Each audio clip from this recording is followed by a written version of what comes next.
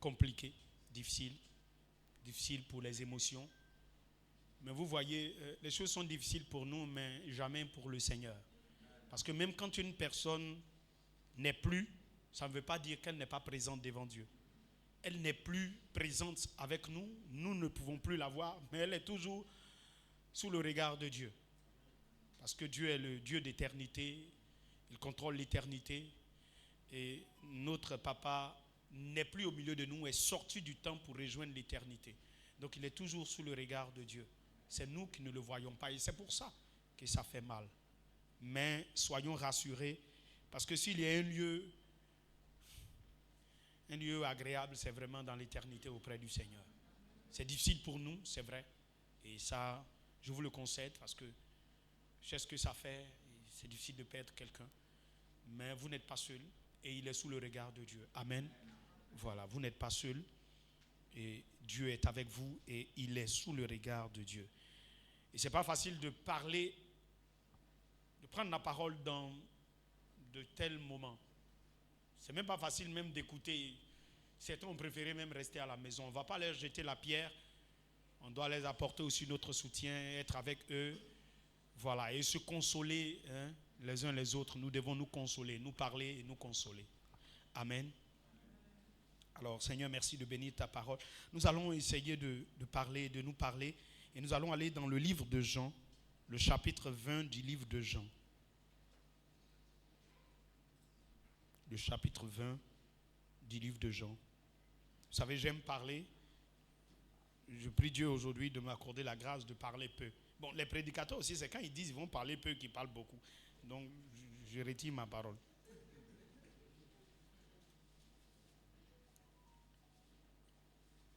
Nous allons aller à partir du verset 3. Nous allons lire deux écritures. Vous y êtes? Ok, je lis. Jean chapitre 20, le verset 3. Pierre et l'autre disciple sortirent et allèrent au sépulcre. Ils couraient tous les deux ensemble. Mais l'autre disciple courut plus vite que Pierre. Et il arriva le premier au sépulcre. S'étant baissé, il vit les bandes qui étaient à terre, cependant il n'entra pas. Verset 6. Simon-Pierre qui le suivait arriva et entra dans le sépulcre. Il vit les bandes qui étaient à terre et le linge qu'on avait mis sur la tête de Jésus. Non pas avec les bandes, mais plié dans un lieu à part.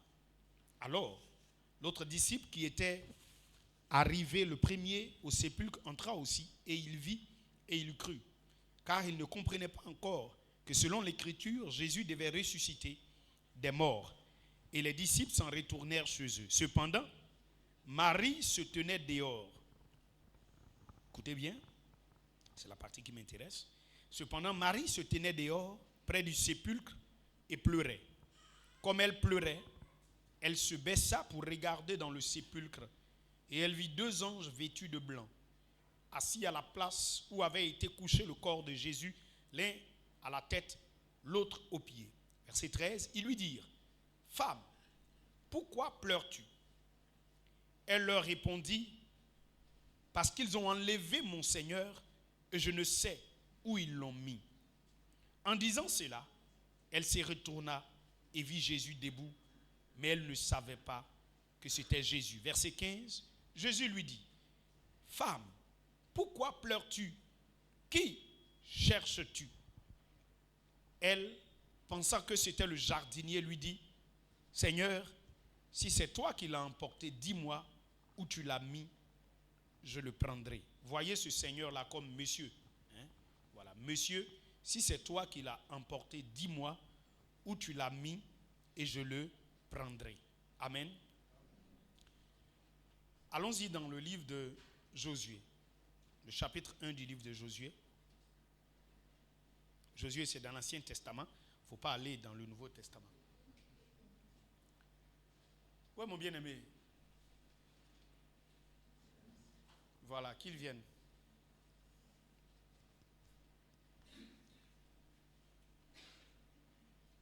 C'est bon? On y est? Josué, c'est après Deutéronome. Si tu es allé vers Apocalypse, le feu sur toi.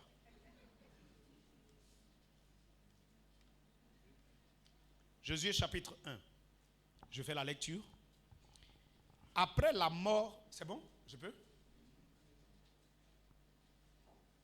Après la mort de Moïse, serviteur de l'Éternel, l'Éternel dit à Josué, fils de Nun, serviteur de Moïse, Moïse, mon serviteur, est mort, maintenant lève-toi, passe ce Jourdain, toi et tout ce peuple pour entrer dans le pays que je donne aux enfants d'Israël. Tout lieu que foulera la plante de vos pieds, je vous le donne comme je l'ai dit à Moïse. Vous aurez pour territoire depuis le désert et le Liban jusqu'au grand fleuve, le fleuve de l'Euphrate, tout le pays des Hétiens jusqu'à la grande mer vers le soleil couchant. Nul ne tiendra devant toi tant que tu vivras. Je serai avec toi comme j'ai été avec Moïse. Je ne te délaisserai point, je ne t'abandonnerai point. Fortifie-toi, prends courage, car c'est toi qui mettras ce peuple en possession du pays que j'ai juré à leur père de leur donner. Fortifie-toi seulement. Aie bon courage en agissant fidèlement selon toute la loi que Moïse, mon serviteur, t'a prescrite. Ne t'en détourne ni à droite ni à gauche, afin de réussir dans tout ce que tu entreprendras. Que ce livre de la loi ne s'éloigne point de ta bouche. Médite-le jour et nuit, puis agis fidèlement selon ce que tu tout ce qui est écrit, car c'est alors que tu auras du succès dans tes entreprises. C'est alors que tu réussiras. Ne t'ai-je pas donné cet ordre? Sois fort, prends courage, ne t'effraie point, ne t'épouvante point, car l'Éternel ton Dieu est avec toi dans tout ce que tu entreprendras. Amen.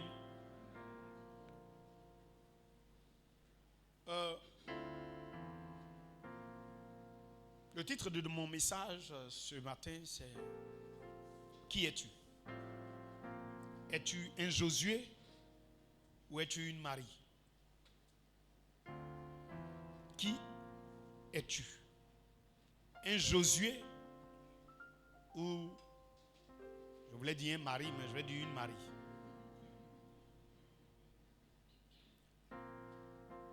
Quels sont ceux qui ont connu l'apôtre Guy Constant? Que le Seigneur vous bénisse.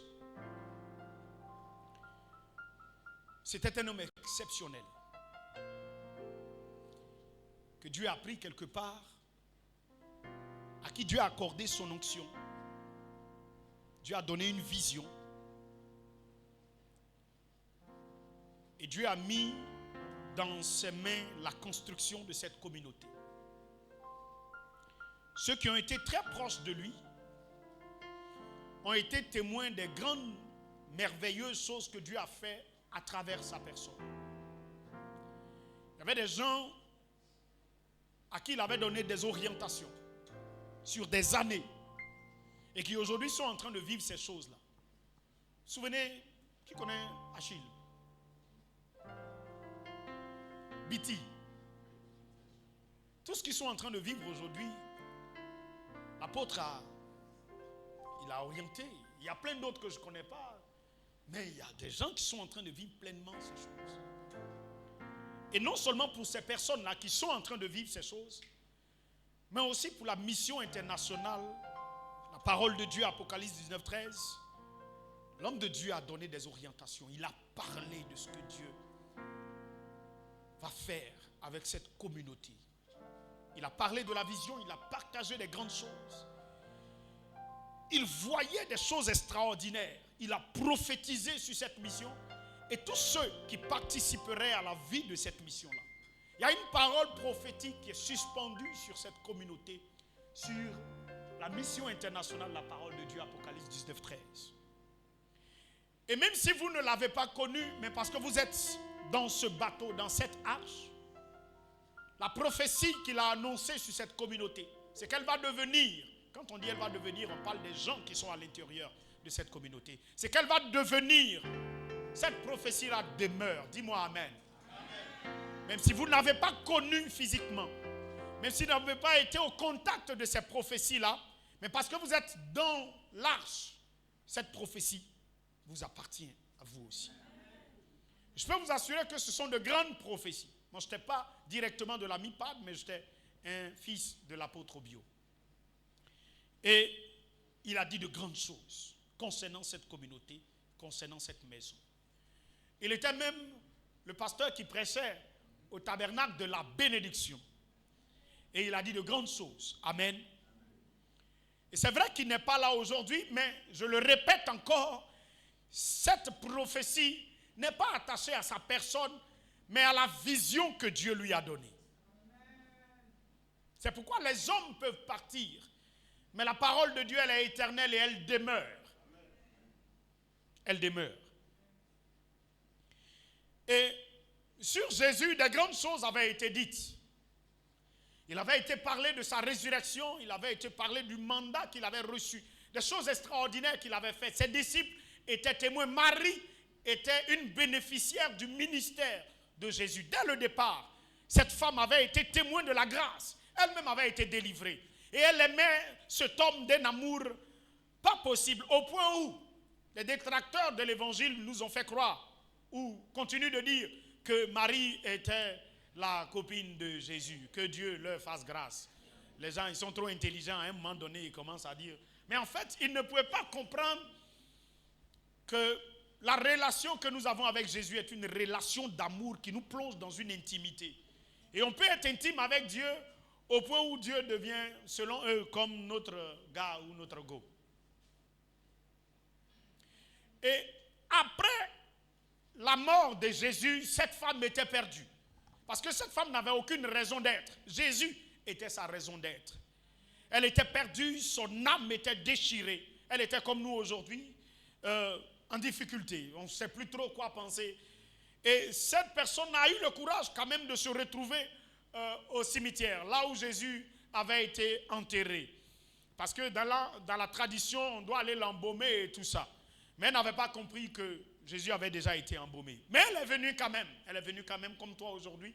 Tu es venu et Dieu merci que tu sois venu. Alors cette femme, elle arrive, elle voit le tombeau ouvert. Au lieu de se réjouir, elle ne se réjouit pas. Parce que pour elle, elle devait voir le corps. Et donc au lieu de se réjouir, elle se met à pleurer. Des larmes. J'imagine que c'était des larmes abondantes. Au point où elle n'a même pas pu reconnaître la personne qui était devant elle. Ça veut dire qu'elle était en larmes. Je me rappelle de quand mon petit frère est décédé. C'était juste un petit, il n'avait même pas 6 mois, je crois. Et je venais à peine de connaître le Seigneur. Et j'avais fait une prière. Je voulais que toute ma famille connaisse aussi le Seigneur que je venais de rencontrer. Et quand j'ai vu l'enfant, c'était pénible. J'étais à Dabou, et puis c'était les vacances, c'était la période où, juste avant les vacances, j'avais connu le Seigneur, donc j'avais décidé de ne pas aller en vacances, j'allais rester là au congé de Noël, janvier là, j'allais rester pour faire la veillée du 31. Donc quand mon vieux dit, bon, si je ne viens pas au village, il ne me donnera rien, donc j'avais rien, mais dans cette période de temps là, je n'ai manqué de rien. Quelqu'un peut passer là, puis on jette un petit jeton sur moi. Donc pendant tout le temps là, j'étais là parce que je voulais faire Mais le 1er janvier, j'ai eu faim. J'avais rien. Et puis je sentais à moi-même que je devais partir. Donc, après la prière, arrivé à la maison, je n'arrivais pas à dormir. Je me retrouve au village. Quelqu'un est passé là, il a jeté un petit jeton sur moi, puis je suis parti au village. J'étais encore élève. J'arrive au village, je m'approche, j'entends l'atmosphère, j'entends des petits cris, l'atmosphère. Ça n'allait pas avec mon petit frère. Piqué une crise, un bébé, 6 mois, je crois. Que je suis arrivé, je l'ai soulevé rapidement, on est allé à l'hôpital. J'arrive là-bas, je suis jeté en larmes. Quand je dis larmes, tout est mélangé, mauve, larmes, tout ça est mélangé sur le visage de l'homme. Mais quelque part, je me disais, c'était la prière que j'avais faite. Dieu allait faire un miracle et puis mon petit frère va revenir et puis bon, toute ma famille sera convertie. Bref, on imaginait toutes sortes de choses. Mais rien n'a été. Et le petit frère est décédé. On revient à la maison. C'est un enfant, donc on ne va pas à la morgue et tout ça. Ils étaient au village. Rapidement, ils ont fait des planches là rapidement. Et puis le petit était là. Et puis j'étais en larmes en train de pleurer. Tous mes frères et soeurs, mes parents étaient là. Mon papa avait 2 femmes. Je commençais à dire non, c'est à cause de vos trucs là, vos palabres dans la maison. Papa a 2 femmes, tout le temps palabres, les divisions. Et tout ça qui a amené la mort sur l'enfant. Et bref, je parlais en larmes, donnez vos vies à Jésus, arrêtez tout ça. Ouf. Ce jour-là, après ça, la deuxième femme de mon papa, elle est partie. Elle a quitté le vieux, c'est fini en même temps. Le vieux est devenu monogame jusqu'à ce qu'il décède. Bon, quelque part, Dieu m'a exaucé. Dieu m'a exaucé. Et puis toute la maison s'est retrouvée à l'église, ils ont compris, ils ont pris un engagement de chercher Dieu, bref. Donc je sais ce que c'est. Et Marie certainement pleurait comme ça. Parce qu'elle aimait profondément Jésus. Mais 2 paroles vont lui être adressées. Pourquoi est-ce que tu pleures? Tu cherches qui? Tu fais quoi ici? Pourquoi tu pleures? C'est vrai, naturellement, il y a des choses qui nous imposent le langage des larmes, qui nous imposent le langage de la tristesse. Il y a des choses qui nous déboussolent, qui affectent nos âmes. Parce que nous avons été déjà habitués à la question de la mort. Et la mort n'est pas quelque chose que quelqu'un désire. Et donc ça a un impact sur nos corps et ça nous plonge dans les larmes. Mais la question qu'on lui pose, mais tu pleures pourquoi? Parce qu'à la vérité, c'est une situation qui ne devait pas la mener aux larmes. C'est paradoxal. Mais vous voyez, il y a des moments où Dieu nous appelle à voir les choses comme lui les voit et non comme nous, les humains, nous les voyons. Dis-moi amen bien. Pourquoi tu pleures? En d'autres termes, ce n'est pas le moment de pleurer. Mais tu as quel problème? Jésus est ressuscité, toi tu pleures. Pourquoi tu pleures? Tu cherches qui d'ailleurs? Parce que la personne que tu cherches n'est pas ici. Pourquoi tu pleures? Or, c'était un temps difficile. Vous savez, souvent quand tu rencontres Dieu, Dieu ne te parle pas dans le langage humain, il te parle dans le langage divin. C'est pourquoi parfois c'est très contradictoire. Pourquoi tu pleures? Parce qu'il y a une prophétie qui a été relâchée. Il y a des choses qui ont été dites. Mais si tu pleures, c'est comme si tu ne fais pas confiance aux prophéties qui ont été déclarées. Amen. Pourquoi tu pleures? Parce que si tu pleures, vous savez, le monsieur était là, la Bible dit qu'elle pensait que c'était le jardinier. Les larmes ont cette capacité t'empêcher de voir. La tristesse a cette capacité de te masquer, de te désorienter et de t'empêcher de te poser les bonnes questions. C'est pourquoi l'ange Dieu dit, tu cherches qui? Parce que si c'est la personne que tu cherches là, il n'est pas ici, elle n'est pas ici. Mais en fait, la douleur, la tristesse, les larmes font que très souvent, on ne se pose pas les bonnes questions. Et on peut se perdre à chercher là où on ne doit pas chercher. Je prie qu'il n'en soit pas ici pour nous. Je prie que nous ne soyons pas des maris qui, à cause de la douleur, à cause de la tristesse, ne se posent pas les bonnes questions et ne cherchent pas au bon endroit. Je suis pasteur. J'ai expérimenté ce genre de choses.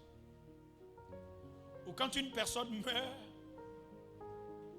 un responsable surtout, il y a des questions qui se posent. Mais attends, c'est le leader même qui est décédé. Ah, donc nous on va faire comment? Lui-même que Dieu doit garder là, si Dieu l'a pas, et nous. Lui-même qui est plus proche de Dieu là, et nous on fait comment? Frère, que la tristesse ne te fasse pas te poser les mauvaises questions. C'est pourquoi je dis qui es-tu? Es-tu une Marie? Marie était tellement dans la douleur. Elle avait à la fois mal et puis elle avait à la fois peur. Peur de perdre ce qu'elle avait de plus cher. Elle a perdu déjà la vie de Jésus. Elle ne voulait pas perdre son corps. Au moins son corps est là. Je peux passer de temps en temps à embaumer son corps. Peur de perdre et de perdre tout. Vous avez pris sa vie, vous l'avez tué, mais au moins son corps est là. Laissez-moi au moins son corps. Si c'est toi qui as pris son corps, pardon. La douleur, la tristesse, les larmes nous aveuglent. La souffrance d'avoir perdu quelqu'un a aveuglé cette femme et elle se posait les mauvaises questions. Non, ce n'est pas mauvais de pleurer. Et même si c'est hier seulement qu'on vient d'enterrer papa, je vous en supplie, arrêtez de pleurer. Parce que l'une des choses que fait les pleurs et la tristesse, c'est de vous aveugler. Non, il n'y a pas quelque chose qui fait plus mal en fait. La mort fait mal, hein? Mais la tristesse et la douleur qu'on ressent, quand on perd quelqu'un, ça fait plus mal que la mort elle-même. Parce que les conséquences de cette douleur et de cette tristesse sont plus graves. Jésus était devant Marie. Marie ne peut pas la reconnaître. La prophétie que tu cherches est devant toi, mais tu peux ne pas la reconnaître à cause de la tristesse qui habite ton cœur. Ton chemin peut être devant toi, mais tu es tellement triste, endolori dans ton âme, que tu peux tout perdre.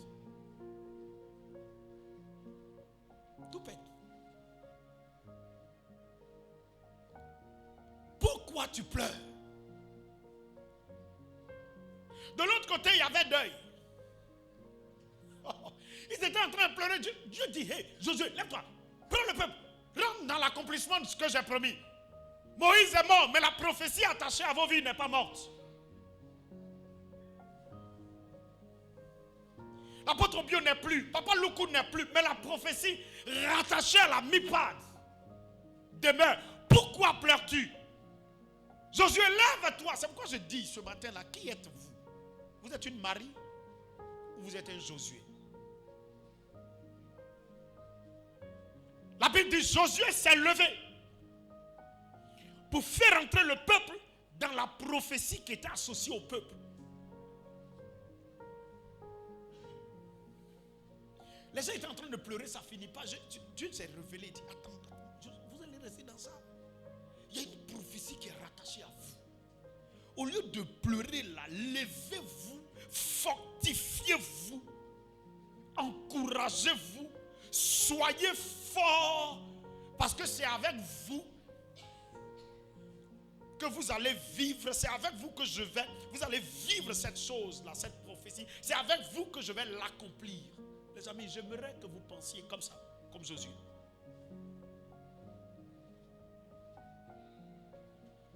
Ceux qui ont donné la prophétie ne sont plus. Papa Obio n'est plus. Papa Loukou n'est plus. Mais j'espère m'adresser à des Josué.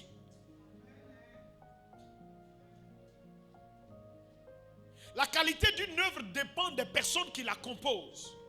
Si ce sont des Josué qui la composent, cette prophétie va se réaliser et va s'accomplir. Ce que j'ai entendu l'apôtre Obio déclarer, ce que j'ai entendu Papa Loukou enseigner, va devenir réalité. Dis-moi amen bien.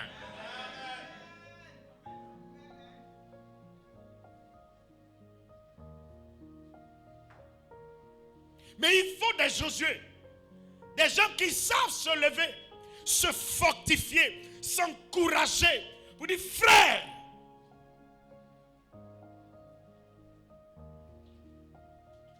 c'est pourquoi la Bible dit dans Habakkuk, il faut que la prophétie ne meure jamais.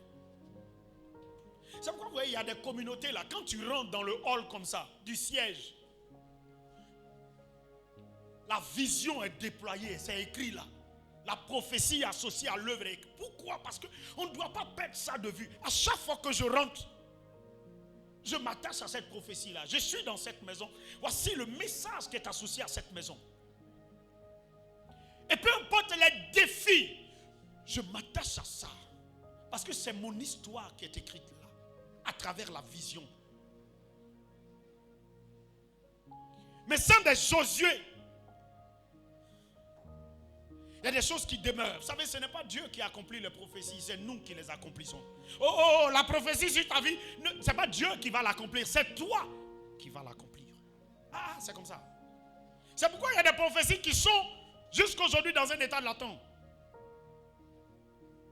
Ce n'est pas matérialisé, ça ne peut pas s'accomplir. Parce que tu attends que Dieu accomplisse, mais Dieu t'attend. Je ne sais pas si quelqu'un comprend ce que je dis. Sinon, il pouvait dire à Josué, de toute façon, il pouvait se taire même de ne pas parler à quelqu'un. Il dit, Josué, hey, ce qu'il a dit là, c'est pas moi qui ai fait. Ah, c'est pas moi qui ai fait. Lève-toi. Une église doit être remplie de Josué. Des gens qui se lèvent, qui s'encouragent, qui se fortifient. Non, on a une destinée à accomplir. Non, ce qui a été dit là, ça doit se matérialiser. Je vais me lever. Il y a un temps pour pleurer, mais il y a un temps pour essuyer les larmes et puis avancer. On pourrait dire, mais Dieu là, il ne considère pas. C'est Moïse qui est décédé. Il ne peut pas comprendre un peu même. C'est Moïse. Il a pris le gars là depuis l'Égypte. Il a fait des choses. Il a dit. Mais le gars il se lève et dit, hey, Josué, bon, si Dieu est à Dieu, c'est comment il a pas. Il faut faire. Il y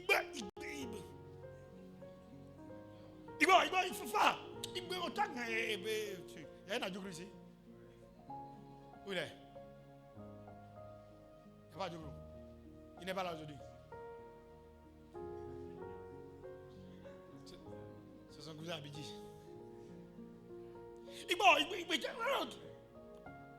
Lève-toi, fais rentrer le peuple.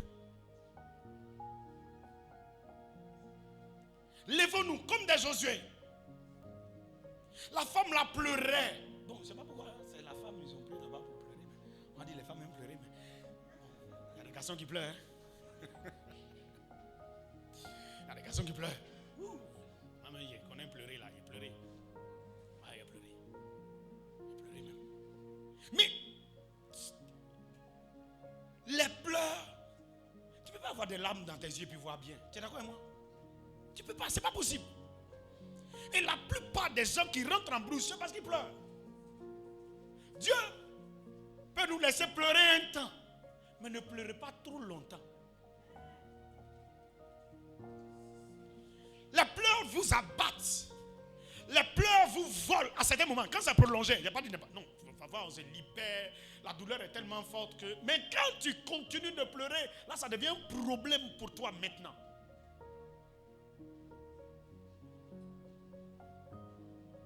Moi, comment je fais pour me libérer? C'est que dès les premiers instants où je reçois la mauvaise nouvelle, je pleure là-bas.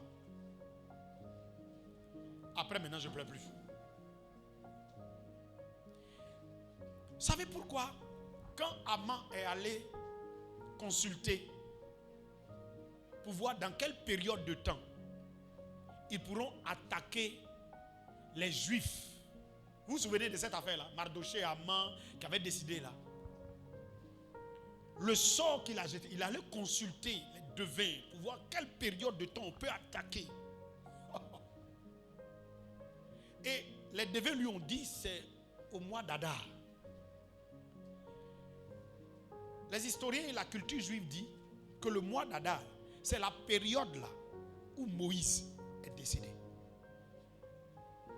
Or Moïse, c'est le leader emblématique. C'est un petit Dieu, entre guillemets, pour les Juifs. C'est l'acteur de la délivrance. Donc il est très considéré. Mais quand cette période arrive, tout le peuple juif est comme dans une dimension de deuil. Ils sont comme en train de pleurer encore. Et ces moments de larmes, de deuil, de pleurs là, spirituellement c'est un moment favorable parce qu'ils sont fragilisés. Donc les signaux sont positifs pour leur propre destruction. Ce n'est pas une date qui a été choisie en vain. C'est parce que c'est une date qui favorise le monde des ténèbres contre ce peuple-là à cause du souvenir de la mort d'un individu. C'est pourquoi Dieu a changé ça dans un jour de joie. Et que depuis ce temps-là, il y a la fête de Pourim qui est célébrée ce jour-là. Pour qu'un temps de deuil soit changé en un temps de joie. Afin que l'ennemi n'ait plus de pouvoir sur eux. Est-ce que quelqu'un comprend ça? C'est pourquoi quand tu pleures un peu, il faut arrêter de pleurer.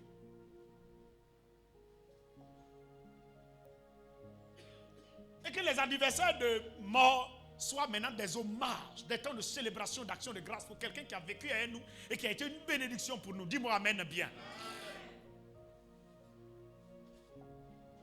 C'est pourquoi Dieu dit, hé petit, arrêtez maintenant de pleurer. Levez-vous, Josué, lève-toi. Allez, vas-y, il y a une prophétie à accomplir. Il y a une destinée à réaliser. Ce n'est pas le moment de pleurer. Il y a un temps pour pleurer, il y a un temps pour rire. Le temps de rire est devant toi. Lève-toi et puis avance, frère.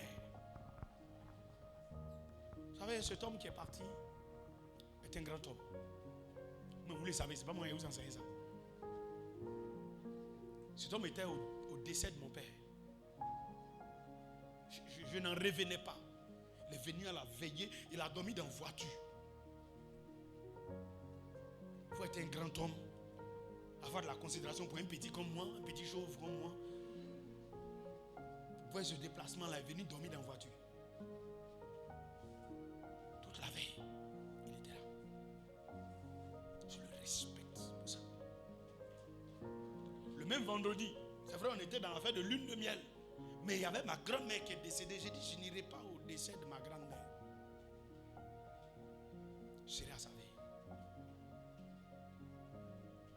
Le même jour, on faisait veille de ma grand-mère. Je dis, moi, je vais. Tu te rappelles de cette personne-là qui est venue quand papa était décédé? Il est décédé. J'irai à sa veille. Mais il y a un temps pour pleurer. Puis il y a un temps pour essuyer les larmes parce qu'il y a une prophétie accomplie. Et comme les hommes ne meurent pas, ceux qui appartiennent à Jésus ne meurent pas et que leur esprit est présent par l'Esprit de Dieu, il veut voir des Josué qui vont se lever. Et puis là où il a couru jusqu'à il est arrivé là, que vous preniez le relais et que vous avanciez. Mais il y aura parmi vous aussi des maris. Ils vont pleurer, se poser les mauvaises questions. Mais pourquoi il est mort? Ah, toi tu as caillou sur la terre. Toi tu poses la question. Toi, tu vas mourir un jour. Ah, mais il y a des temps en arrière, papa au bureau est bon. Et puis lui aussi il meurt. Mais pourquoi il meurt comme ça? Oh, je dis tout haut ce que des gens se disent tout bas. Ah. Malheureusement, tout le monde n'est pas là. S'ils étaient là, ils allaient leur poser cette question-là.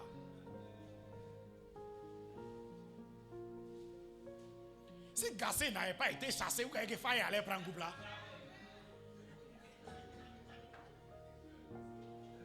Non, Papa Loukou n'est pas Gassé, mais comprends ce que je dis. C'est toi maintenant qui dois prendre le flambeau.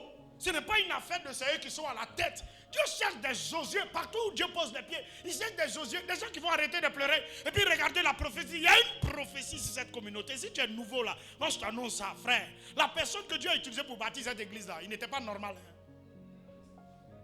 C'est sur moi seulement, il n'a pas prophétisé. Quand je viens devant lui, je dis, papa, c'est comment? Maintenant il prend la Bible. Allons dans tel passage. Et puis il m'enseigne. Je suis dit, mais le vieux. Dis donc pas quoi à tout le monde. Et moi. Il dit, petit, c'est pas moi.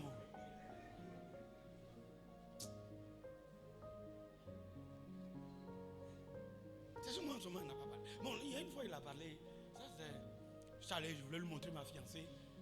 Donc, il y avait un programme à CIE, Bégerville, là. Il y avait une retraite là-bas. Donc, moi, j'habitais Bégerville. Donc, on a profité pour aller là-bas. Donc, il priait pour tout le monde. Tout le monde était aligné. Il priait. Il donnait les pacos. C'est là-bas que je l'ai entendu sur Achille bien béni. Il a dit, toi, dans 5 ans, tu vas...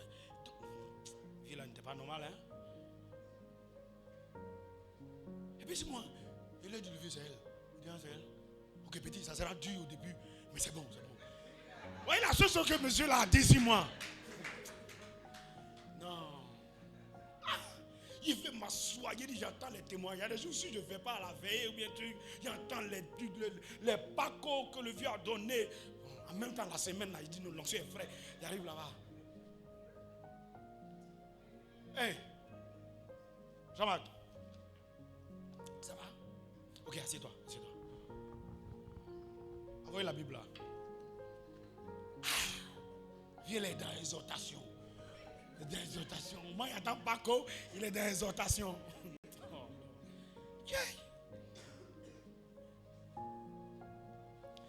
Donc vous n'êtes pas vous n'êtes pas n'importe où. Non, vous êtes dans une mission qui porte une vision, qui porte une onction, qui porte une gloire. Il y a quelqu'un qui est monté sur un cheval. On appelle la parole de Dieu. Frère, La parole de Dieu, elle est éternelle. Les hommes peuvent passer. Mais ce que Dieu a dit sur cette mission et sur vous ne passera jamais. Elle doit s'accomplir en chacun de vous. Ne soyez pas des Marie, soyez des Josué.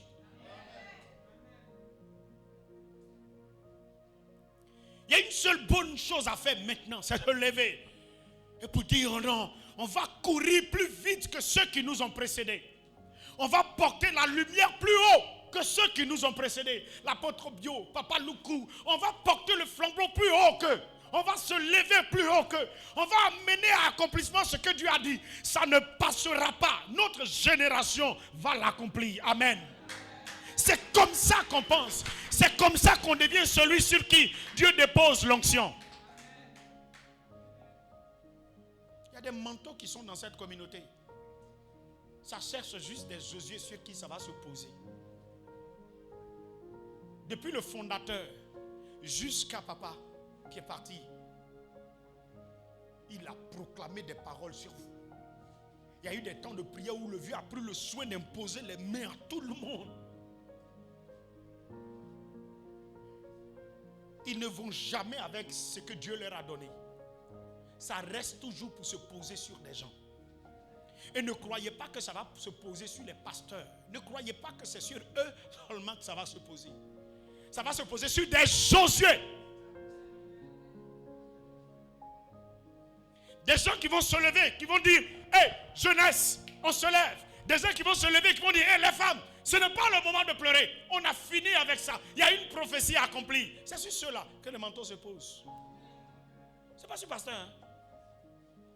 À moins que le pasteur se lève pour faire ça. Mais je vous assure, il y a des pasteurs qui vont pleurer. Actuellement, ils sont en train de pleurer. Il y a des responsables qui vont pleurer. Ils vont en train de pleurer. Larmes sur les yeux. Ils ne vont rien voir dedans. Et puis ça va passer derrière eux comme ça. Mais je prie que toi qui m'entends ce matin, tu réalises que c'est sur toi que ça doit se poser. Quand Dieu dit je cherche un homme, il n'a pas dit je cherche un pasteur. Hein. Je cherche un homme disposé, qui a pris le temps de pleurer, qui a essuyé ses larmes pour avancer. C'est pas que ça me fait pas mal. Hein? Mais il y a des prophéties à accomplir. Lèvons-nous. Soyez des Josué. Même quand vous voyez un pasteur en train de pleurer, vous soyez comme des anges pour lui. Papa, pourquoi tu pleures? On a une destinée à accomplir. Et je suis là.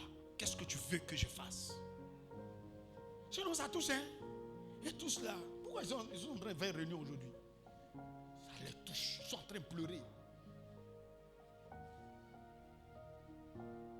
Ils sont en train de pleurer. Je veux des Josué. Quand vos pasteurs vont revenir, soyez des Josué à leur côté. Dites-leur, on va passer. Le Jourdain se trouve là. On va passer. Et je suis convaincu que le manteau que l'apôtre Bio, Papa Loukou, ces manteaux-là vont venir se poser sur vous. Il y a plusieurs manières d'avoir le manteau.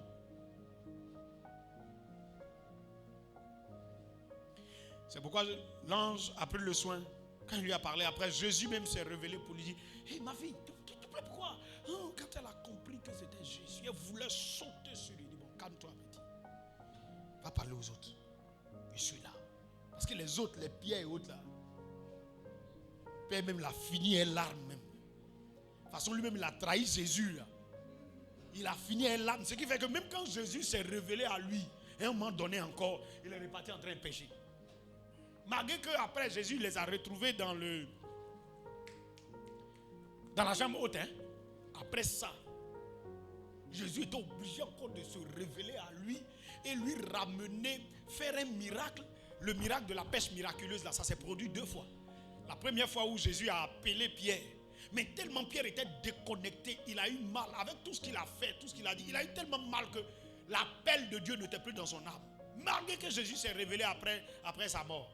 L'appel n'était plus dans son âme. Il s'est réveillé un bon matin. Il dit non, il m'a fait la pêche. Les autres disciples ont dit bon, tu t'en vas, nous aussi on s'en va. Ils étaient en train de. Dieu était obligé de refaire le même miracle pour le reconnecter au premier souvenir de son appel. C'est ce qui fait la douleur, la tristesse, les larmes. Ça te vide, ça te vole, ça te décourage, ça te blesse, ça t'envoie dans la mauvaise direction. Je prie qu'il n'en soit pas ici pour vous, tabernacle de la bénédiction. Allez-y, je vous envoie comme des anges. Parlez à toutes les personnes autour de vous. Soyez des Josué, fortifiez-les. Vous-même, fortifiez-vous et fortifiez-les. Et levez-vous pour passer le Jourdain. Si vous ne maîtrisez pas toute la révélation associée à cette communauté, allez-y, parlez à papa. Il vous rappellera ce que Dieu a dit sur cette communauté. Et puis levez-vous. Parce que Dieu veut accomplir son œuvre à travers vous. Est-ce que quelqu'un m'a compris? Alors si tu m'as compris, j'aimerais t'inviter à te tenir debout. Le monsieur là, il est venu, il a enregistré le piano là et puis il est parti. J'espère qu'il n'est pas parti pleurer là-bas. Appelez le pianiste là.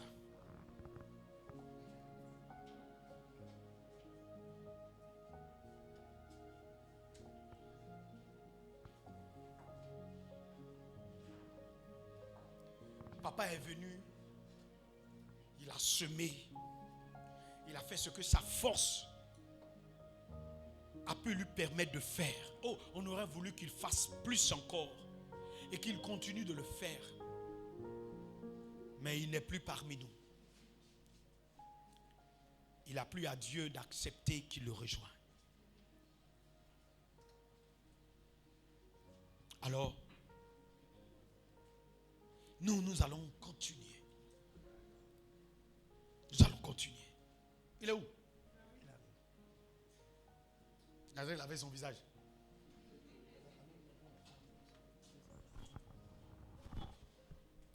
Merci Seigneur. Regardez-moi, laissez-les. Ah, il a porté Renoir même. C'est pas trop la grande femme.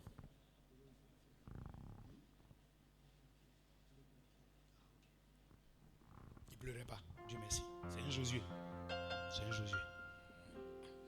On va prier. Nous allons élever nos voix et demander la force de Josué, le courage de Josué. Que Dieu essuie nos larmes. Il y a de mauvaises questions, il y a de bonnes questions. Les bonnes questions, c'est comment je fais pour relever le défi là où tu m'as envoyé. Comment je fais pour être une bénédiction pour les faibles, les fatigués, ceux qui sont en train de pleurer. Comment je fais pour être un esprit de consolation auprès de mes frères et de mes soeurs, auprès de mon pasteur. Comment je fais pour être un Josué? Ça, ce sont les bonnes questions. Pour prendre le flambeau et continuer à courir. Parce que parmi vous, il y a des hommes de grande valeur et de destinée. Élevons la voix et prions ensemble. Il faut juste le piano, augmente le piano, la guitare, augmenter. Élève la voix et prie. Seigneur, Mandoraba Setekan. Idedebo Shakataka. Les bras sokate kedebos. Linde kele kedebos sabababa. Les reboki ale kasataraba. Mandokala mayanda. Reba siteke kelekos. Que Dieu nous donne le courage de Josué. Que Dieu nous donne la force de Josué. Que Dieu nous donne la capacité qu'il a donnée à Josué pour s'élever et faire avancer le règne de Dieu à travers cette communauté. Seigneur, console les cœurs, que les larmes sèchent, car s'il y a un temps pour pleurer, il y a un temps pour rire. Mais Seigneur, le temps de rire ne peut pas commencer tant que le temps de pleurer n'est pas achevé. Mais par ton esprit, tu m'accordes la grâce à moi et à toute la communauté, à tout le tabernacle, la force d'arrêter de pleurer et de commencer à se lever. Jésus, nous avons besoin de toi.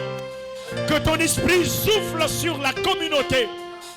Au-delà du tabernacle de la bénédiction, que toute la mipade soit affectée.